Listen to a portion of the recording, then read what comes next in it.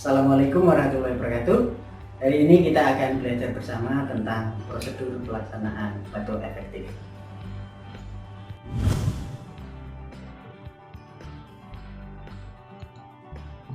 Tujuan pembelajaran pada praktikum hari ini adalah setelah menyelesaikan pembelajaran, mahasiswa diharapkan mampu melakukan prosedur keperawatan latihan batuk efektif dengan baik dan benar. Batuk efektif atau latihan batuk efektif merupakan latihan atau prosedur mengeluarkan sekret yang berada di saluran napas atau terkumpul atau terakumulasi di dalam saluran napas, yang mana sekret tersebut dapat mengganggu saluran napas sehingga harus dibatukkan. Batuk efektif merupakan metode batuk yang benar, di mana klien atau pasien dapat menghemat energi sehingga batuk untuk mengeluarkan dahak ini tidak membutuhkan tenaga yang berlebih dan dapat dikeluarkan dengan maksimal. Sebenarnya, batuk merupakan gerakan refleks pada manusia ketika ada benda asing yang masuk ke saluran pernapasan. Namun, jika batuk tidak dilakukan dengan benar, maka batuk atau zat asing yang masuk ke dalam tidak dapat dikeluarkan dengan batuk, sehingga diperlukan latihan khusus, yaitu batuk efektif ini. Gerakan dalam batuk efektif ini dilakukan sebagai salah satu pertahanan tubuh jika terdapat zat asing yang masuk ke dalam saluran pernapasan.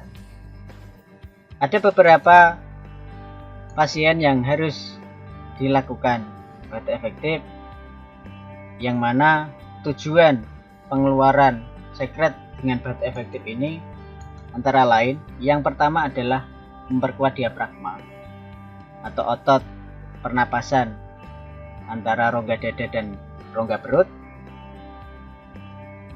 Kemudian berikutnya adalah meningkatkan oksigenasi, karena dikeluarkannya sekret yang ada di dalam saluran pernapasan, sehingga saluran pernapasan menjadi optimal, efektif, dan proses pemasukan oksigen maupun pengeluaran sisa pernapasan atau udara dari dalam paru dapat maksimal, sehingga kebutuhan oksigenasi tubuh dapat terpenuhi dengan baik. Kemudian, membebaskan jalan napas dari akumulasi sekret. Sekret atau lendir tadi yang berada di saluran napas tidak dapat keluar sendiri.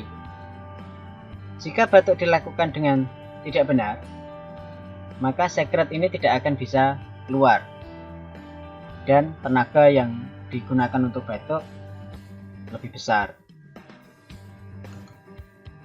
Kemudian, mengeluarkan seputum untuk pemeriksaan diagnostik. Misalnya pada pasien-pasien tertentu yang harus diperiksa sekret atau lendirnya atau dahaknya, misalnya pada pasien dengan masalah TB, maka harus diperiksa BTA yang diperiksa menggunakan spesimen sputum. Kemudian tujuan berikutnya adalah untuk mengurangi sesak napas akibat akumulasi sekret. Jadi bukan hanya jalan napasnya yang dioptimalkan, namun juga pola napasnya juga dapat maksimal.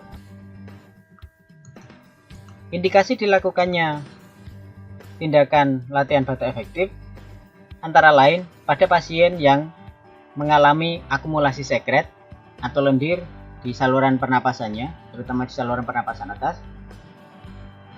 Kemudian berikutnya adalah pasien yang akan dilakukan pemeriksaan sputum, sekret atau lendir tadi. Kemudian yang ketiga adalah pasien yang setelah diberikan obat bronkodilator, yang mana obat itu fungsinya adalah mengencerkan dahak dan juga melebarkan saluran pernapasan, sehingga perlu dilakukan pengeluaran dahak tersebut. Kontraindikasi atau beberapa pasien yang tidak boleh dilakukan atau diajarkan latihan batuk efektif ini antara lain adalah pasien dengan hemoptu atau batuk darah. Kemudian berikutnya adalah pasien dengan CA paru yang berisiko batuk darah juga. Jadi adanya massa atau gangguan atau CA tadi di dalam paru dapat menyebabkan pasien ini mengalami perdarahan ketika melaksanakan tindakan latihan batuk efektif.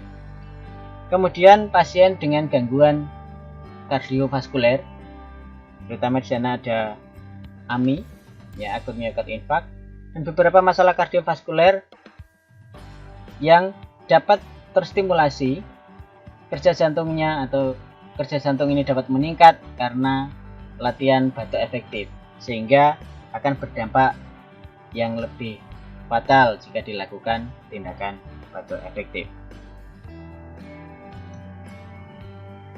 Sebelum kita ke pasien, kita siapkan beberapa alatnya terlebih dahulu, antara lain sebagai berikut.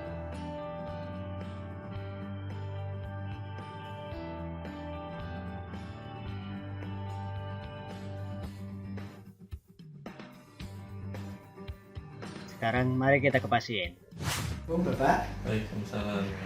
Perkenalkan, saya Arif, saya perawat yang jaga siang hari ini. Bapak bisa disebutkan nama dan tanggal lahirnya?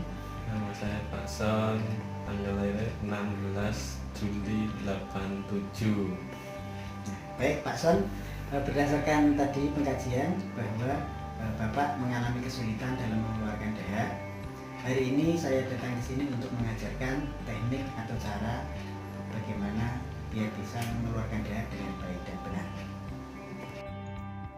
Dalam fase orientasi yang harus dilakukan antara lain adalah memberikan salam, melakukan klarifikasi data pasien, mencuci tangan, menjelaskan prosedur dan tujuan tindakan yang akan dilakukan, kemudian menanyakan kesiapan pasien.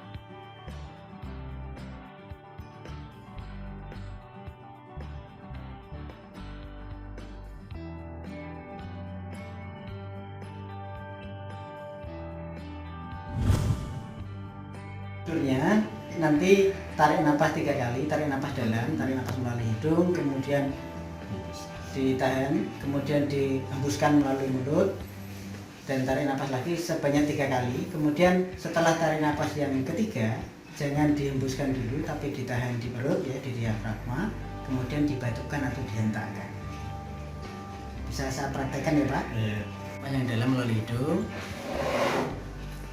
hembuskan melalui mulut, tarik napas yang dalam, hembuskan lagi,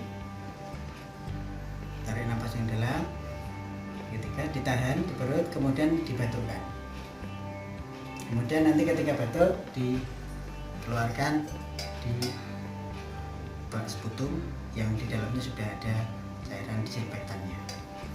Itu Pak, bisa dipahami? Bisa. Ya.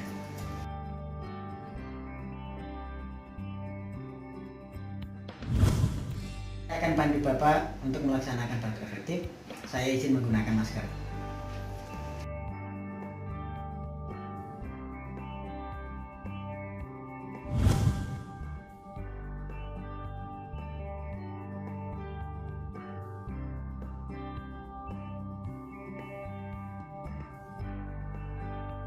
Tarik napas yang dalam, hembuskan 1, kemudian lanjut lagi 1 lagi, hembuskan, tarik napas yang ketiga, kemudian Bapak batukkan di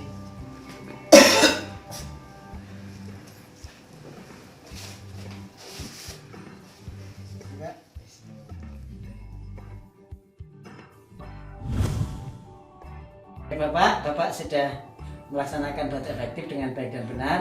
Nanti jika Bapak ingin mengeluarkan dahak lagi, silakan Bapak melakukan tindakan seperti yang sudah kita praktekkan tadi. Sekarang saya kembali ke nurse station dan mempersiapkan tindakan selanjutnya. Terima kasih atas kerjasamanya. Wassalamualaikum warahmatullahi wabarakatuh.